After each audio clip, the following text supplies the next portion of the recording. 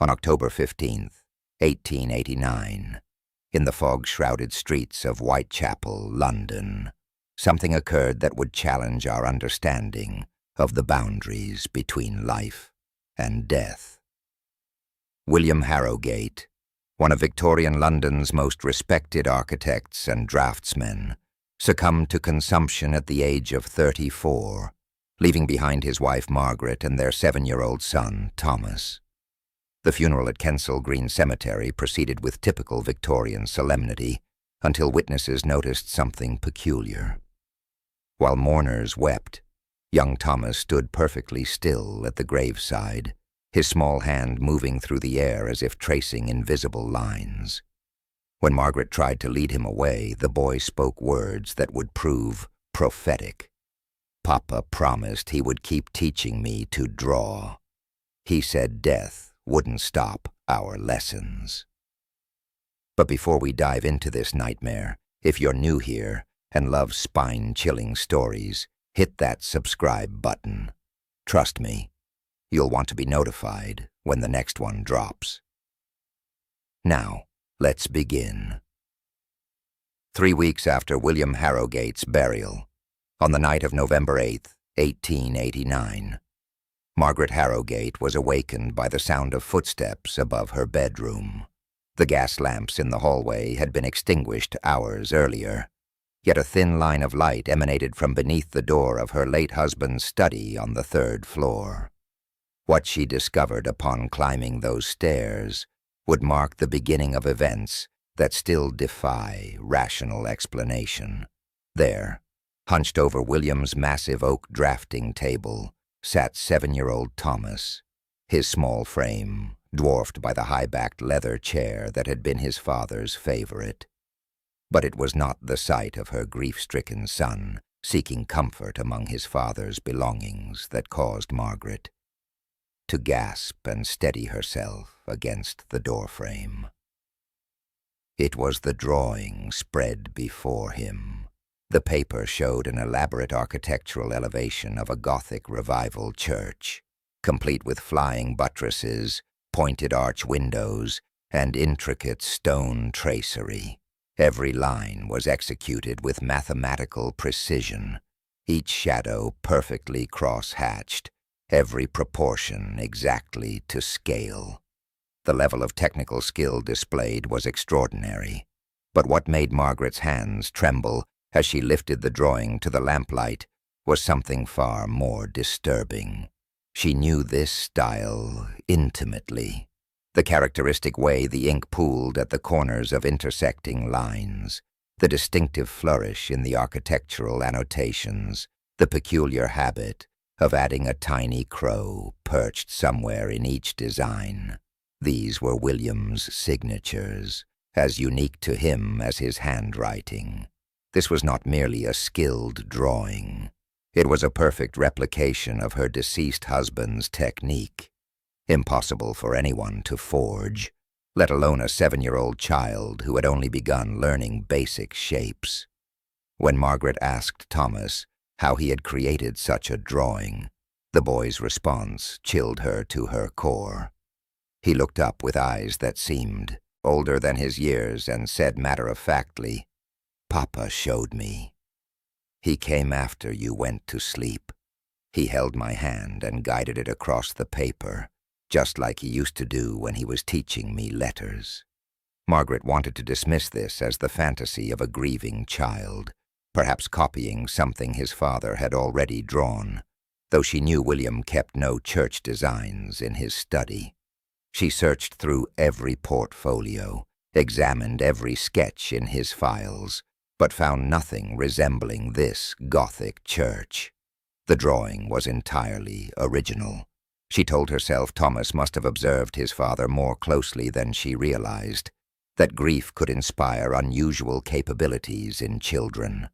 Yet as she tucked the drawing into William's portfolio and carried her son back to bed, she could not explain the smell that lingered in the study, her husband's distinctive tobacco, the very brand she had thrown away the day after his funeral.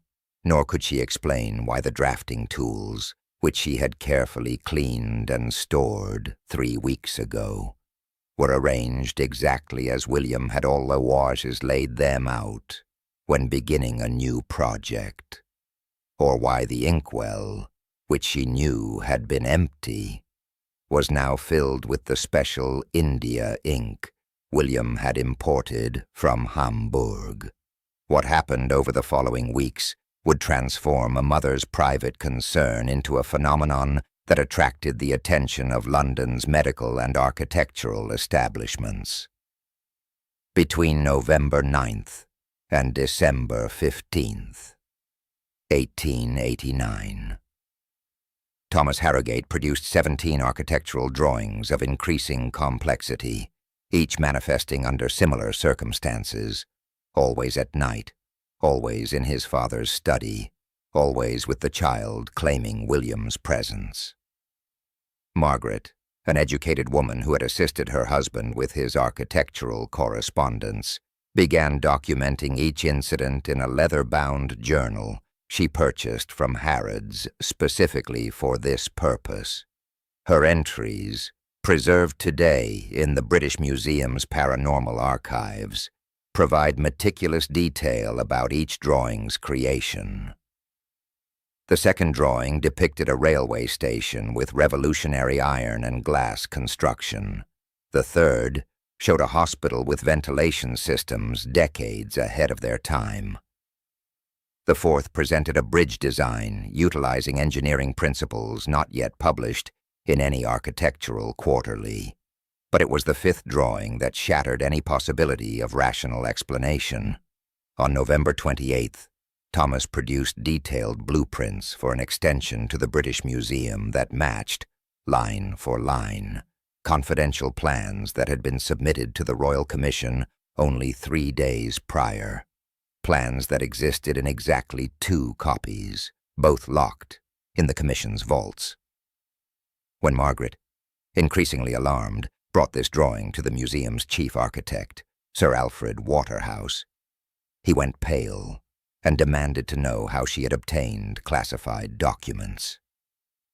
The impossibility of a 7-year-old boy accessing, understanding, and perfectly reproducing these plans led to the involvement of Dr. Edmund Carlyle, a prominent Harley Street physician who had written extensively on childhood psychological phenomena. Dr. Carlyle's examination of Thomas, conducted on December 10, 1889, found the boy to be in perfect physical health, but noted several disturbing anomalies. During the drawing episodes, Thomas's pulse would slow to 30 beats per minute, dangerously low for a child, while his hand movements achieved a speed and precision that Dr. Carlyle described as mechanically impossible for developed adult musculature, let alone that of a 7-year-old child. More troubling still were the linguistic changes. While drawing, Thomas would murmur technical specifications in architectural Latin and French, languages he had never studied. He correctly used terms like pendentive, squinch, and voussoir, vocabulary that took apprentice architects years to master. Margaret's journal entry from December 12th captures her growing terror. He speaks of load-bearing calculations and stress distributions. He discusses the properties of Portland stone versus Yorkshire limestone. This morning I found him writing a letter to a quarry in Dorset, inquiring about prices for materials needed for a building he says will be constructed in 1893. The handwriting was William's. Dr. Carlyle, initially skeptical, witnessed Thomas create a drawing on December 14th. His medical notes describe watching the boy's eyes roll back until only the whites showed, his breathing becoming almost imperceptible, while his hand moved across the paper with surgical precision. The resulting drawing showed a building that Dr. Carlyle recognized with shock. It was an exact representation of a new ward at Guy's Hospital, plans for which had been approved only that morning in a closed committee meeting he himself had attended. The events of December 21st, 1889, would transform Thomas Harrowgate's case from a family curiosity into one of the most documented paranormal incidents of the Victorian era.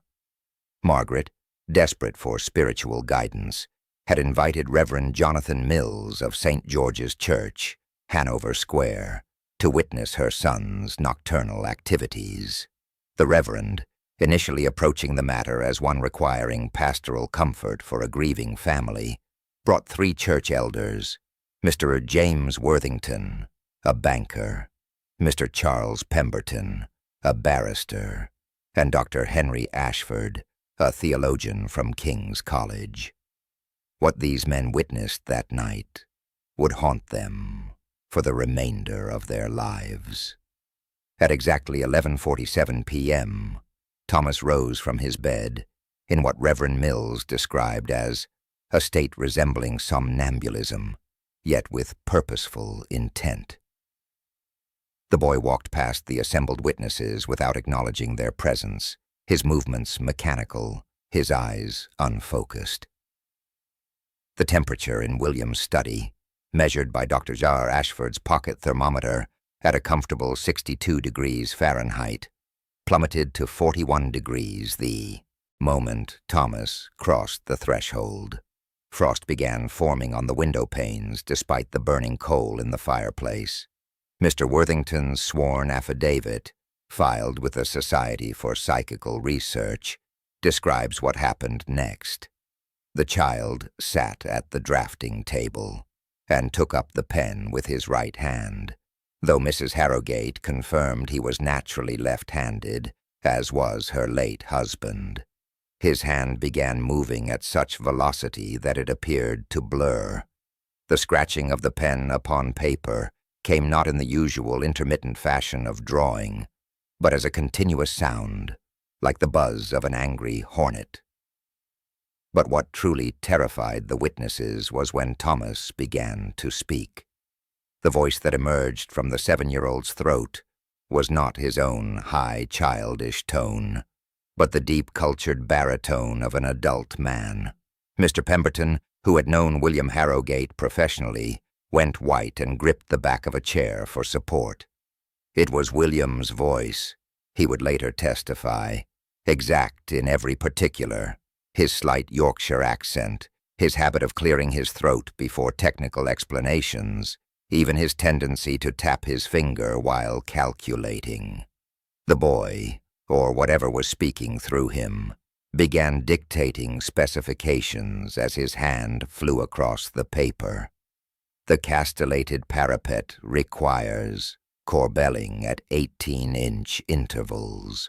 Load distribution through the crown post necessitates additional queen posts at points B and D. The hammer beam roof truss must accommodate 37 tons of slate, accounting for snow load per the Building Act specifications of 1878. Dr. Ashford noted that during this recitation, their breath became visible in the frigid air, and the gas lamps flickered, despite no draft in the sealed room. Most disturbing of all was when Thomas's head turned toward the witnesses, his eyes still rolled back, showing only whites, and William's voice said clearly, "Gentlemen, you must forgive my concentration. The dead have such limited time to work, and this particular structure will be needed sooner than anticipated.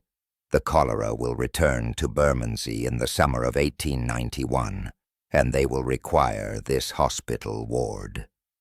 The drawing was completed in 17 minutes. The moment Thomas's hand stopped moving, the temperature returned to normal, and the boy collapsed forward onto the desk. The true magnitude of what was occurring in the Harrowgate household became apparent only when architects began analyzing Thomas's drawings against London's planned developments. On January 3, 1890, Sir John Wolfe Barry, chief engineer of Tower Bridge's construction, received an urgent summons to examine a particular drawing Thomas had produced on December 27th. What Sir John discovered defied all logical explanation. The drawing showed Tower Bridge, still under construction and not due for completion until 1894, but with modifications that had been discussed only in principle among the engineering committee. More impossibly, it depicted structural reinforcements at specific points where, unbeknownst to anyone outside the construction site, stress fractures had begun appearing just days before. The drawing included a notation in William Harrowgate's distinctive hand. Additional steel required at points marked as X. Metal fatigue will manifest by March 1894 without intervention. Even more disturbing was Thomas's drawing from December 18th, which showed Victoria Station with a completely redesigned eastern expansion. The London, Brighton, and South Coast Railway had indeed been planning modifications to Victoria Station, but the plans Thomas had drawn went far beyond anything in their proposals. His design included platforms that wouldn't be conceived until 1891, utilizing a revolutionary butterfly roof design that no architect had yet proposed. When railway engineers examined the drawing, they found solutions to drainage problems they hadn't yet realized existed. The boy had annotated the drawing with projected passenger numbers for 1895 that seemed impossibly high, until they proved exactly accurate 5 years later. Dr. Edmund Carlyle, increasingly convinced he was witnessing something beyond medical explanation, initiated correspondence with the Society for Psychical Research on January 8, 1890. His letter to Frederick Myers, preserved in the Society's archives, reads, "I have examined every possible explanation. Cryptomnesia, unconscious absorption of overheard conversations, even fraudulent conspiracy. None can account for what I have witnessed. The boy produces architectural knowledge that does not yet exist. He draws buildings that will not be conceived for years. Either we are witnessing the most elaborate deception in history, or we must accept that William Harrowgate has found a way to reach across the veil of death." The architectural community's attention intensified when Thomas produced a drawing on January 15th, showing detailed plans for an underground railway station. The drawing was labeled Waterloo and City Railway, opened July 1898. No such railway was planned. The Waterloo and City Line's construction wouldn't be proposed until 1893. Yet Thomas's drawing showed the exact route, the precise station locations, even the revolutionary use of electric traction that wouldn't be decided upon for another 4 years. Sir Benjamin Baker, president of the Institution of Civil Engineers, personally visited the Harrowgate residence on January 20th. He watched Thomas create a drawing of a steel-framed building technique that wouldn't be patented until 1892. Baker left the house visibly shaken, later writing in his private journal, "The boy drew solutions to engineering problems I have been struggling with for months. He included safety features we had not yet considered. If these are truly communications from beyond death, then William Harrowgate has become London's most important architect, despite being deceased for 3 months." On January 25, 1890, the Society for Psychical Research launched the most rigorous investigation of paranormal phenomena ever conducted in Victorian England. Frederick Myers and Edmund Gurney, the Society's founding members who had spent years exposing fraudulent mediums and debunking supposed supernatural events, arrived at the Harrowgate residence with a team of observers and the most advanced recording equipment available. What they discovered over the next 4 days would fundamentally challenge their scientific skepticism. The investigators established unprecedented controls to eliminate any possibility of deception. Thomas was strip-searched before each session to ensure he carried no concealed drawings. The paper was specially watermarked and kept under lock and key until the moment of use. The ink was a unique formulation created specifically for this investigation, chemically distinct from any commercially available product. 6 observers were positioned around Thomas at all times, with 2 specifically watching his hands, 2 monitoring the windows and doors, and 2 documenting every detail. Myers himself sealed the room with wax impressions that would reveal any attempted entry or exit. On the night of January 27th, at precisely 10:15 p.m., Thomas entered his familiar trance state under these controlled conditions. The temperature dropped 13 degrees in 12 seconds, measured simultaneously by 3 different thermometers. Edmund Gurney, a hardened skeptic who had exposed dozens of fraudulent mediums, later wrote, "The child's transformation defied medical explanation." His pulse dropped to 28 beats per minute, yet his hand moved with mechanical precision that would exhaust a healthy adult in minutes.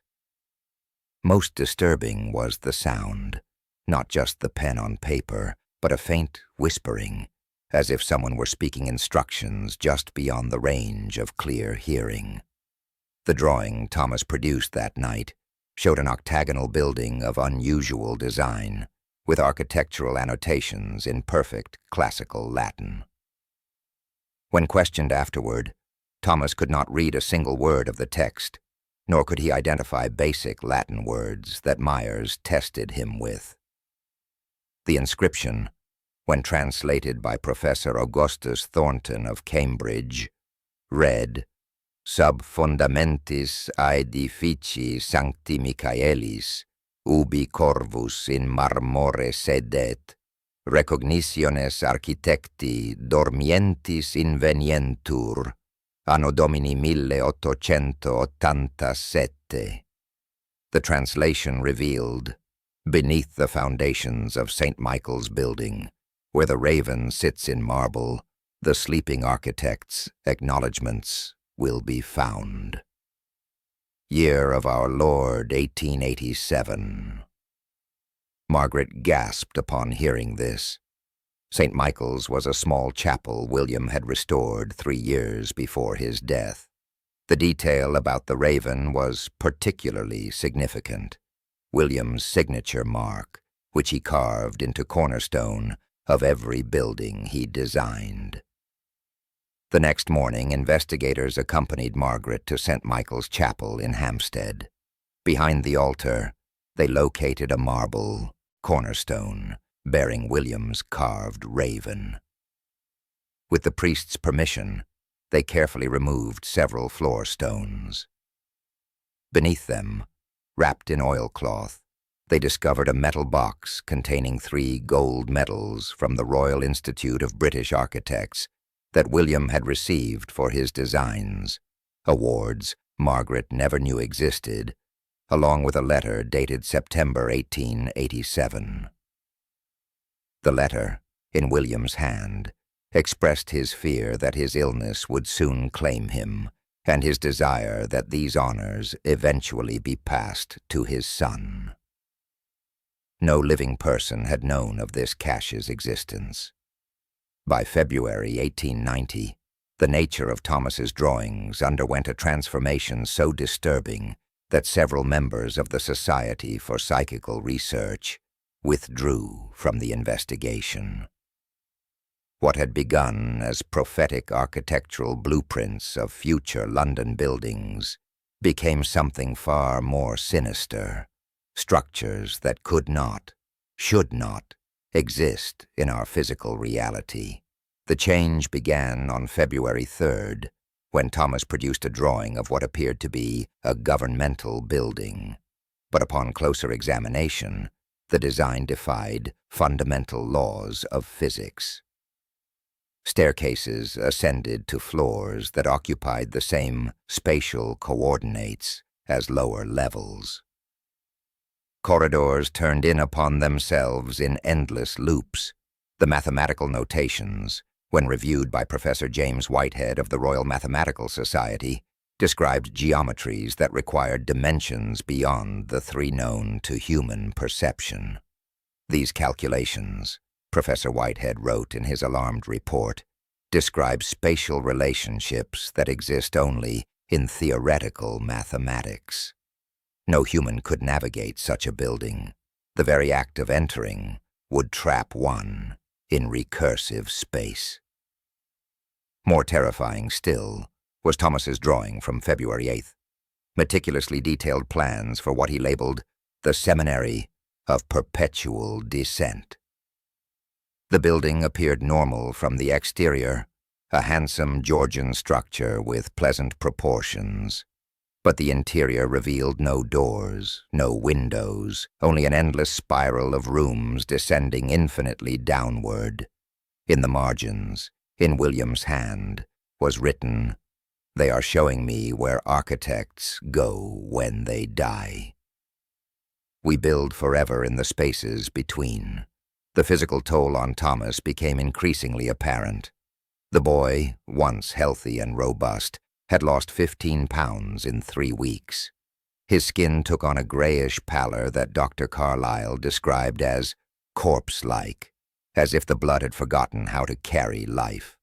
Dark circles ringed his eyes, which had developed an unsettling tendency to focus on empty spaces in rooms, tracking invisible movements. Margaret's journal from February 12th reveals her mounting desperation. He no longer eats unless forced. He speaks to his father during daylight hours now, carrying on full conversations with the air. Yesterday I found him teaching his younger sister to draw, but his hand was guiding hers in that horrible mechanical way, and she began drawing building, plans no 4-year-old could conceive. I pulled her away, and Thomas, or William, I no longer know, said in that awful deep voice, "She has the gift too, Margaret. Both our children can bridge the gap."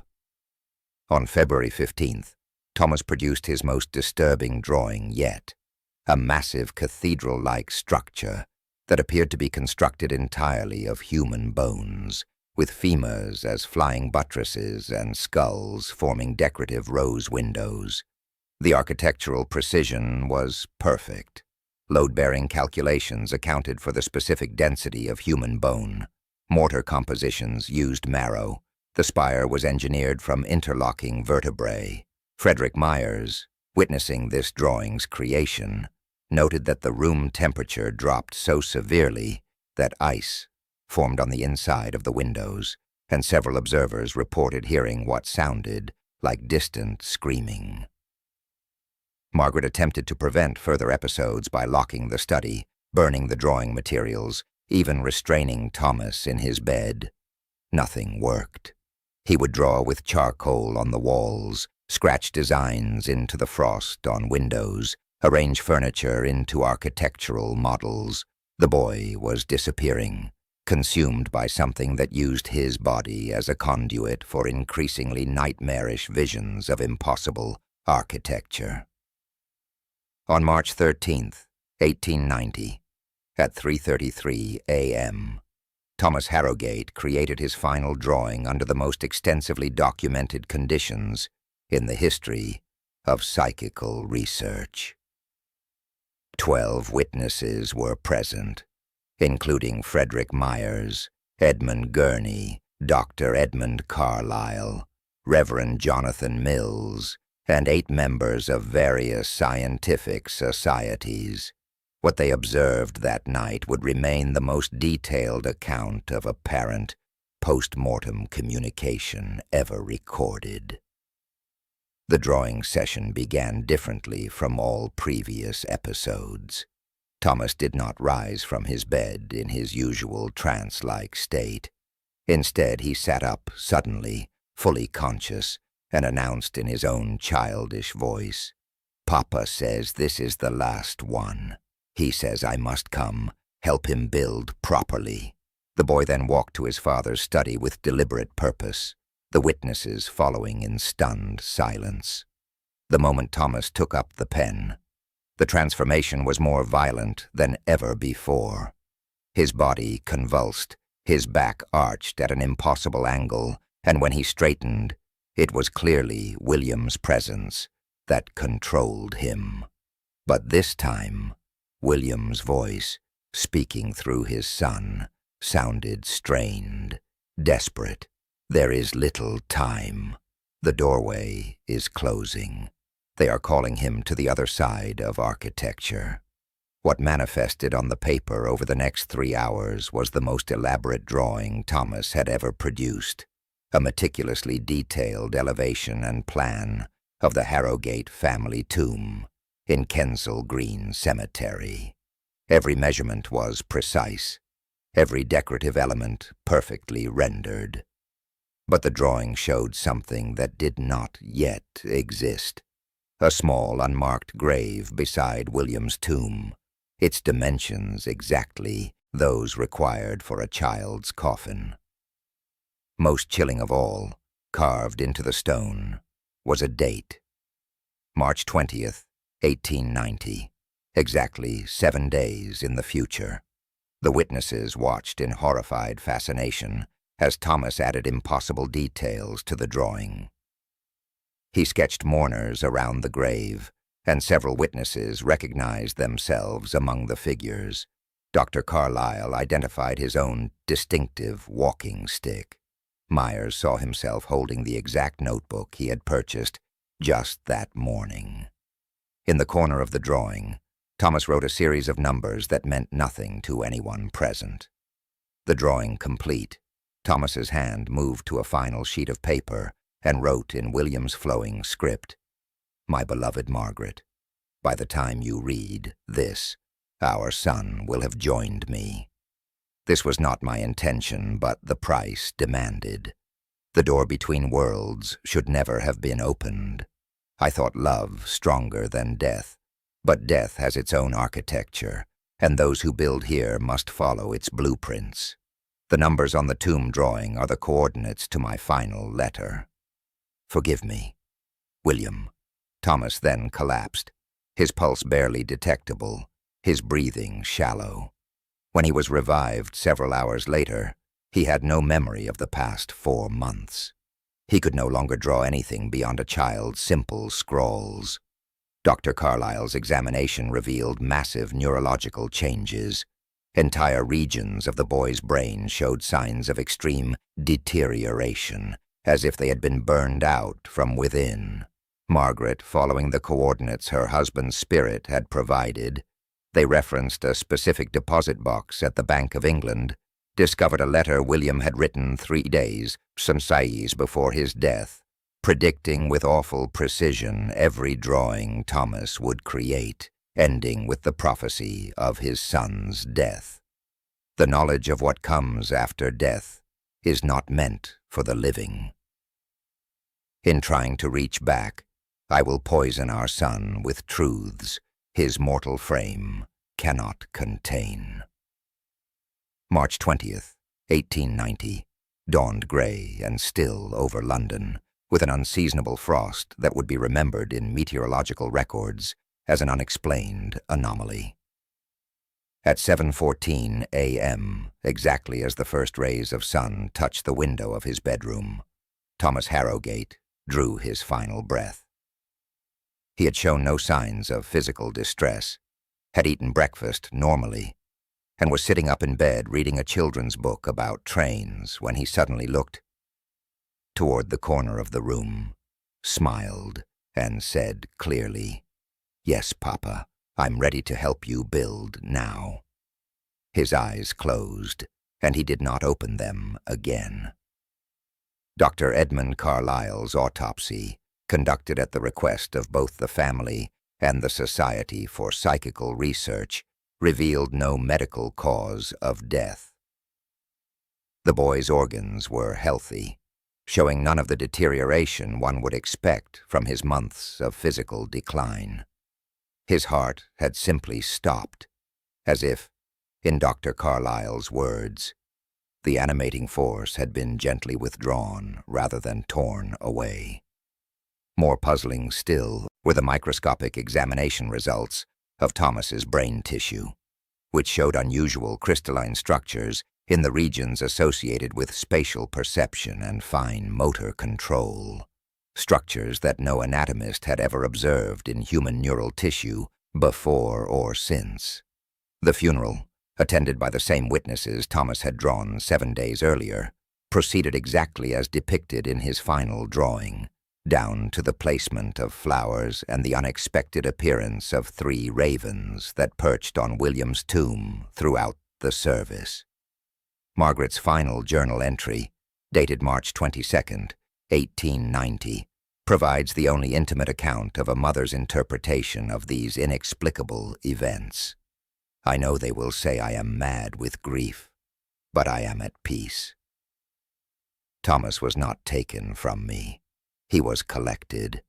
William could not bear the separation from his son, any more than he could bear the separation from his beloved architecture. In trying to continue his earthly work through Thomas, he discovered that the dead can only build in their own realm, and they needed their apprentice with them. The influence of Thomas's drawings on London's architecture proved profound and lasting. Of the 43 buildings he had drawn that did not yet exist in 1890, 39 were eventually constructed between 1891 and 1920, matching his designs in extraordinary detail. Engineers and architects, studying his drawings, found solutions to problems they had not yet encountered, innovations that advanced British architecture by decades.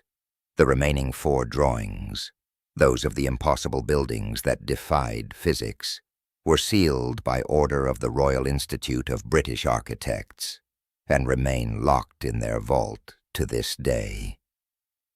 Urban legends persist that 3 architects who studied these drawings in 1925 were found days later in catatonic states, drawing endless variations of impossible staircases on their cell walls in Bethlehem Royal Hospital. The Harrowgate house in Whitechapel was demolished in the London Blitz of 1941, but construction workers reported that the foundation stones were arranged in a pattern that matched no known architectural style, and several claimed to hear the sound of pen on paper emanating from the empty basement where William's study had once stood. The 43 drawings created by Thomas Harrowgate between November 1889 and March 1890 currently reside in the British Museum's restricted paranormal archive, accessible only to researchers with special authorization from both the museum's board and the Royal Institute of British Architects. In 1967, Dr. Helena Blackwood of Oxford University conducted the first scientific analysis of the drawings using newly developed photographic techniques and microscopic examination. Her findings, published in the Journal of Anomalous Psychology, definitively proved that the muscular control required to create these drawings exceeded the physiological capabilities of a 7-year-old child by a factor of 12. The pen strokes showed pressure variations that required adult bone density and muscle mass, while the speed of execution, calculated by ink flow analysis, suggested the hand moved at rates that would cause severe cramping in even a trained adult draftsman within minutes. More remarkably, computer modeling conducted in 2003 by the Massachusetts Institute of Technology confirmed that Thomas's prophetic drawings predicted architectural developments with 94.3% accuracy. The few variations between his drawings and the actual buildings were later determined to be improvements, structural modifications that prevented two building collapses that engineering models suggest would have occurred had the original plans been followed. Professor James Crawford of MIT stated, "Either this child possessed knowledge of structural engineering that wouldn't be formalized until decades later, or something with that knowledge was working through him. There is no third option." In 2018, during renovation work at Kensal Green Cemetery, workers discovered something that reignited interest in the Harrowgate case. Ground-penetrating radar revealed an unmarked burial exactly where Thomas's final drawing had indicated. Cemetery records showed no interment at that location, yet when carefully exhumed under archaeological supervision, investigators found the remains of a child, approximately 7 years old, buried in 1890. DNA analysis confirmed familial relation to William Harrowgate's documented remains. But the most unsettling discovery was what lay beneath the child's coffin, a lead-lined box containing 17 additional drawings, sealed since the burial. These drawings, created in the same style as Thomas's others, depicted buildings that were constructed between 1920 and 2019, including the Lloyd's Building, the Millennium Bridge, and most impossibly, the Shard, complete with its distinctive pyramidal top, drawn 122 years before its completion. The implications of the Harrowgate case extend far beyond a single family's tragedy. If consciousness can survive bodily death, if knowledge can be transmitted across that boundary, what does this mean for our understanding of human existence? Dr. Sarah Mitchell, current director of the Society for Psychical Research, notes that the Harrowgate case remains unique in its combination of multiple credible witnesses, physical evidence, and prophetic accuracy. Yet perhaps most chilling is what she revealed in 2019. The Harrowgate case is not entirely unique. Our archives contain records of 17 similar cases between 1847 and 1932, all involving deceased parents communicating through their children, all ending with the child's death within 6 months. In each case, the transmitted knowledge proved accurate decades into the future. We've detected 3 potential new cases of us since 2015, but ethical considerations prevent us from publicizing their details while the children still live.